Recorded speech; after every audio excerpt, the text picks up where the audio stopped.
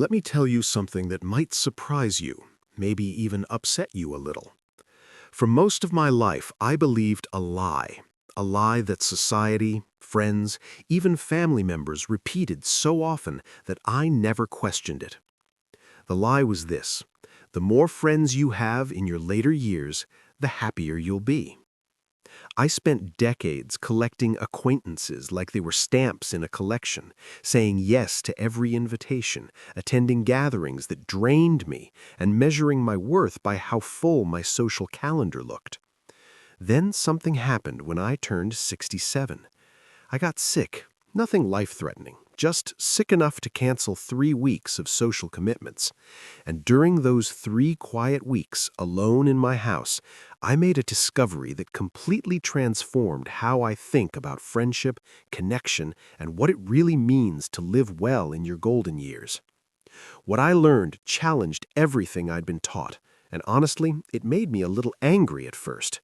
Angry that I'd wasted so much energy trying to be someone I wasn't.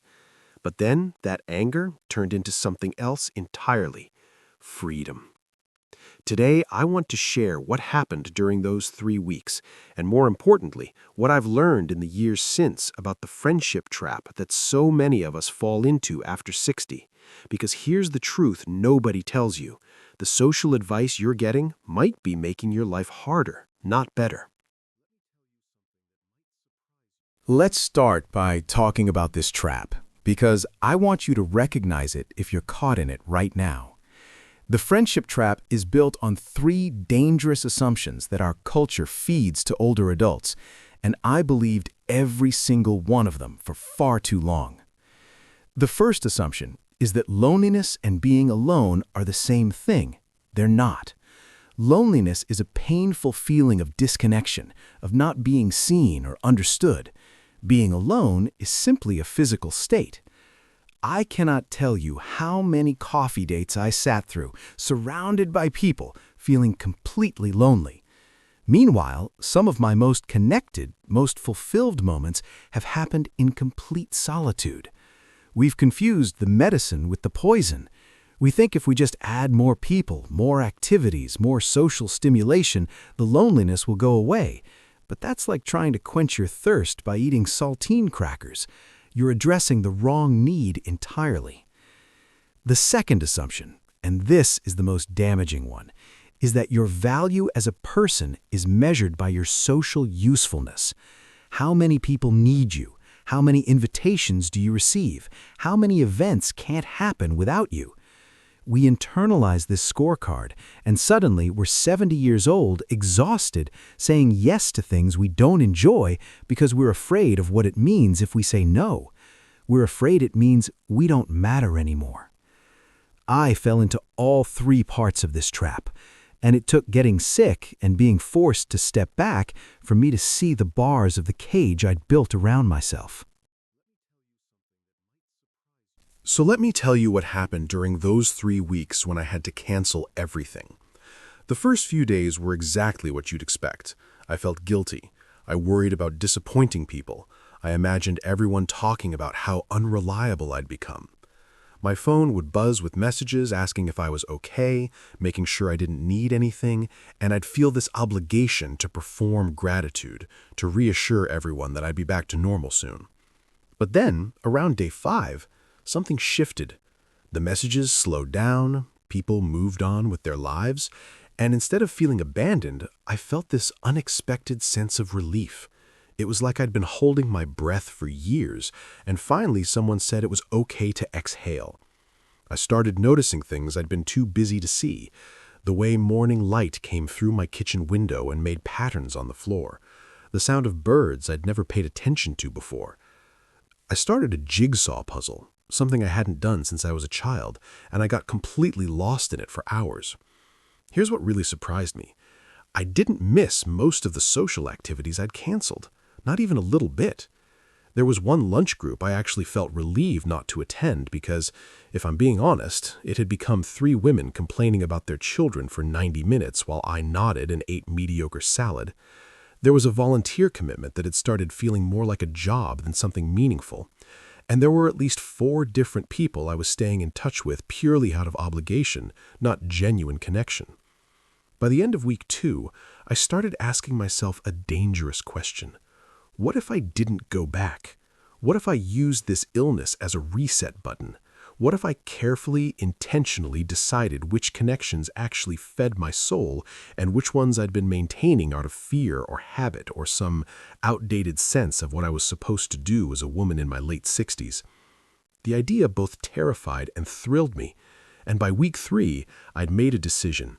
I was going to conduct an experiment. I was going to rebuild my social life from scratch, but this time according to completely different rules. The framework I developed isn't about becoming a hermit or rejecting human connection.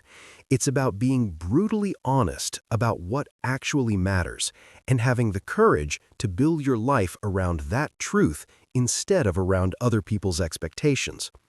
I call it the energy return framework, and it's based on 3 simple questions. Question 1. Does this relationship or activity give me more energy than it takes? Notice I'm not asking if it's always easy or if it never requires effort.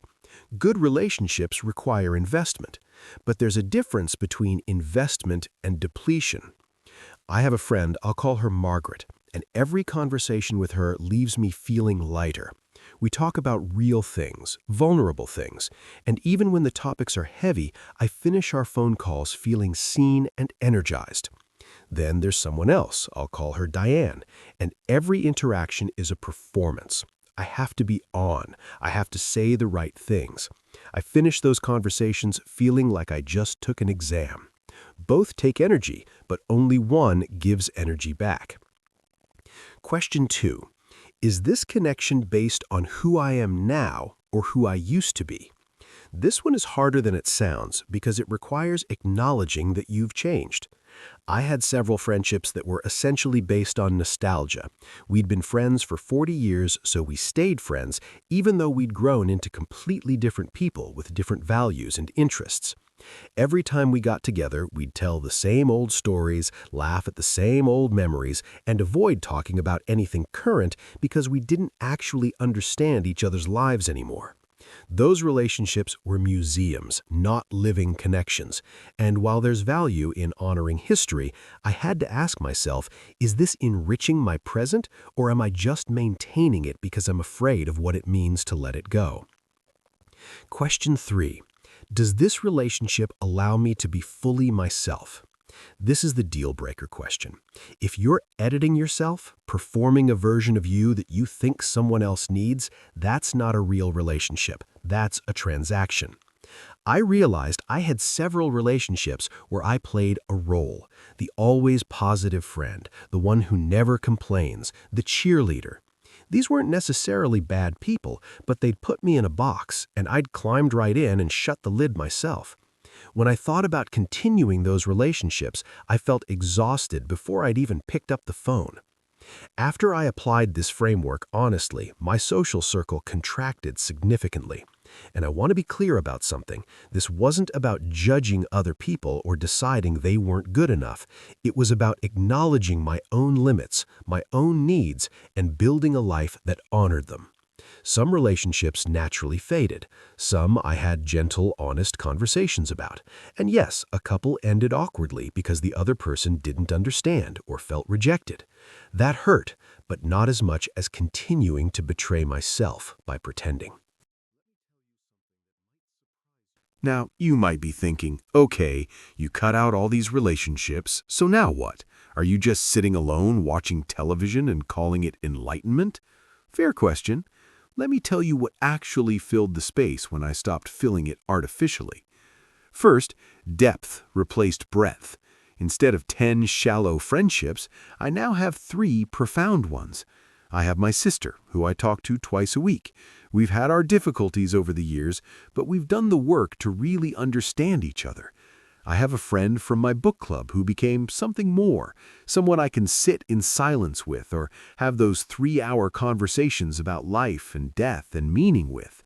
And I have a neighbor, someone 30 years younger than me who I share plants and recipes with, and who sees me as a person, not just as an old woman. These three relationships are rich and complex and real in a way that my previous 20 relationships never were. Second, creativity replaced obligation. With all that freed up time and energy, I started painting again. I hadn't painted since my 30s, convinced I wasn't good enough, convinced it was a waste of time. But now, with no one to perform for, I paint for the pure joy of it. I'm not good, but I'm honest. And there's something deeply satisfying about creating something that doesn't have to impress anyone. I also started writing, little observations about aging, about life, things I wish I could tell my younger self. Some of it's terrible, some of it surprises me. All of it feels like I'm having a conversation with the deepest part of myself. Third, presence replaced performance. This is the hardest one to explain, but it's maybe the most important. When you're not constantly managing relationships and obligations, you can actually be where you are. I can sit in my garden and notice I'm sitting in my garden. I can have breakfast with my husband and actually listen to what he's saying instead of mentally running through my to-do list. I can be with my grandchildren and be fully there, not checking my phone, not worried about getting to the next thing. This quality of presence, this ability to sink into the moment, is something I'd been chasing through meditation apps and mindfulness books for years. Turns out I just needed to clear the clutter. Fourth, and this surprised me most, service replaced social status. When I was maintaining a large social circle, a lot of my volunteer work was really about being seen as a good person. I served on committees where nothing got done, except we all felt important. I participated in charity events that were more about socializing than actual impact. Once I let that go, I found one cause I genuinely cared about, literacy programs for immigrants, and I volunteer there 4 hours a week. 4 focused hours where I'm actually helping real people, not networking or collecting social capital. The impact I have now in those 4 hours is greater than all the committee meetings and charity luncheons combined. I wish I could tell you that when you make these changes, everyone will understand and support you. They won't. Let me prepare you for the resistance, because it's real, and it can shake your resolve if you're not expecting it. First, some people will take your boundary setting personally. When I stopped attending that weekly lunch group, one of the women called me and said, "I thought we were friends. What did we do wrong?" It wasn't about what she did wrong. It was about what I needed to do right for myself. But explaining that to someone who measures friendship differently is nearly impossible. She felt rejected. I felt guilty. And for a moment, I almost went back just to avoid that discomfort. But I realized that going back would mean continuing to betray myself to manage someone else's feelings. That's not kindness. That's self-abandonment. Second, family members might worry or criticize. My daughter went through a phase where she was convinced I was depressed. She'd call and ask probing questions about my mental health, suggest I join more groups, send me articles about the dangers of social isolation in older adults. She meant well, but she was operating from a paradigm where busy equals happy. It took several conversations, and honestly, her seeing me genuinely content over time, for her to understand that I wasn't withdrawing from life, I was finally showing up to it. Third, you'll face your own internal resistance. There were days, especially in the beginning, when I'd panic. What if I'm making a terrible mistake? What if I end up bitter and alone? What if everyone's right and I'm just being selfish? Our culture's messages about aging and friendship run deep. We've internalized them since childhood. Undoing that programming means sitting with uncertainty, and that's uncomfortable. I kept a journal during this transition, and I can look back now and see my own doubts written out in black and white. But I can also see how those doubts shifted over time as I gathered evidence that this new way of living actually worked. The thing about resistance, whether it comes from others or from yourself, is that it's information. It tells you where the cultural conditioning is strongest. It shows you what beliefs you haven't fully examined yet. Instead of seeing resistance as a sign you're doing something wrong, I started seeing it as a sign I was doing something that mattered, something that challenged the status quo enough to provoke a reaction.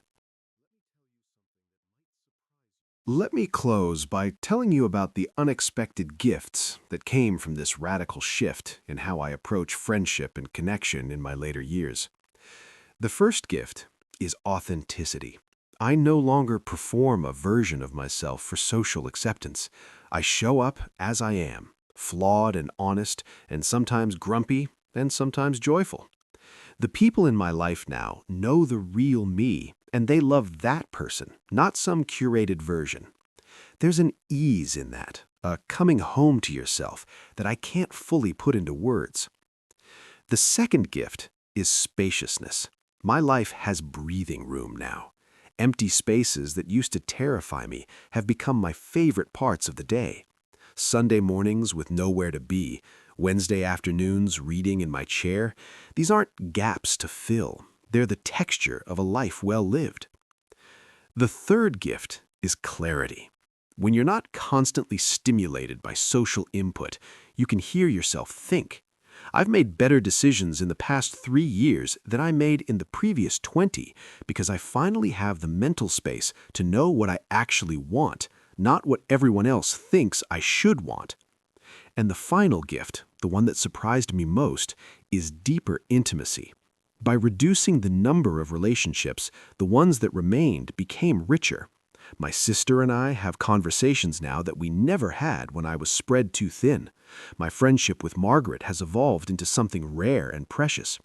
Even my marriage improved because I stopped using social obligations as a way to avoid the harder work of truly being present with my husband. So, here's what I want to leave you with today. If you're over 60 and you're exhausted by trying to maintain friendships that don't feed you, you're not failing at aging. The system is failing you by telling you that more is always better. You have permission to want less. You have permission to want different. You have permission to build a life that reflects who you are now, not who you were at 40, and not who some article about successful aging says you should be. This isn't about becoming isolated. It's about becoming intentional. It's about asking yourself what you actually need to thrive and having the courage to build that life, even when it looks different from everyone else's. Your later years aren't a time to collect people like trophies. They're a time to go deep, to strip away everything that isn't essential, and to live with a kind of honesty and presence that maybe wasn't possible when you were younger and trying to prove yourself. I'd love to hear about your experience with this. Are you caught in the friendship trap?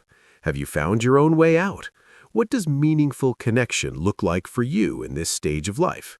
Share your story in the comments, because I believe we learn best from each other's honest experiences, not from prescriptive advice about how aging should look. Thank you for spending this time with me. Remember, you're not too old to rewrite the rules. You're finally old enough to know which rules were never yours to begin with.